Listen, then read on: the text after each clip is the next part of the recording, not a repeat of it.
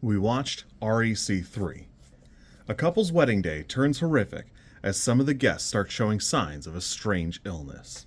This one runs 81 minutes, and it's an interesting follow-up to REC Squared, where we've changed location and venue. It's super wild, really different for what we've seen in the franchise so far. It's actually kind of bizarre. This one starts out at the wedding. You see two videographers, and I actually assumed we'd stick with them the whole movie.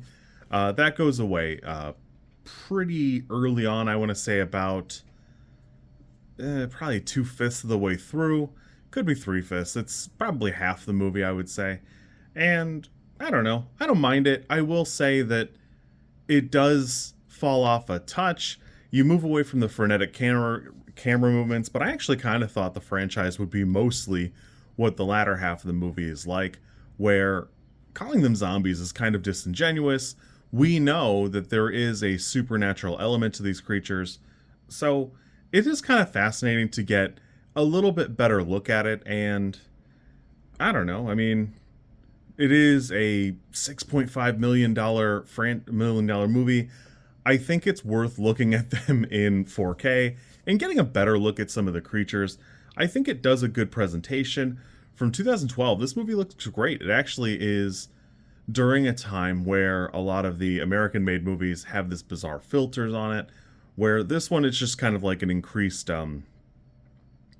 the colors are darker. You know, it's got like a higher contrast. But I think it looks good. Overall, it's pretty enjoyable. I will say it does leave a little bit to be desired. There are a couple of really good bits, and they just don't last particularly long. It is thematically correct for the franchise, where a lot of it is the characters being off balance and there not being enough time.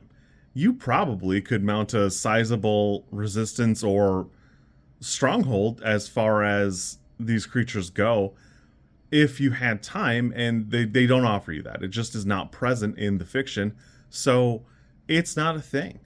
A lot of everything going on here is tragic. It's horrible. I don't think we've had a single success story up until now. And even that is not, it's not ideal. I'm having a great time still. This one is a little bit lesser. It's got some great presentation. Leticia Dolera is the bride in the wedding, and I think it's worth looking at. For 3 weeks before the movie started, she started working out real hard, and it shows, man. She's super jacked, super funny to me. But it is pretty cool. I think I had a great time with this. This for me is probably a 6. It's not my favorite bit.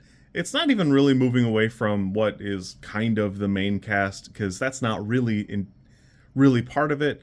But it is kind of refreshing to have a different area, though it is kind of a sprawling wedding venue. It's very sprawling for me, but it's still kind of cool. It's still fun. It's got a bunch of fun characters. They're kind of amusing to see. And, you know, it's kind of a cool little snapshot. You do see partway through that this happens simultaneous to the first and second movie. So this is just a separate, different thing. The one thing I think I would complain about is there is a graphic novel with 4 different chapters. It's in Spanish, and it doesn't seem to be released in the United States. The only copy I found online so far is like $250. And while I don't think I'm going to buy it. Real talk, I just don't think I'm going to spend $250 on a very short graphic novel. And mind you, it's not translated, so I would also have to, like, find somebody to read me, like, a Spanish bedtime zombie story, so probably not going to happen. But I'll probably try and find it online somewhere and check it out.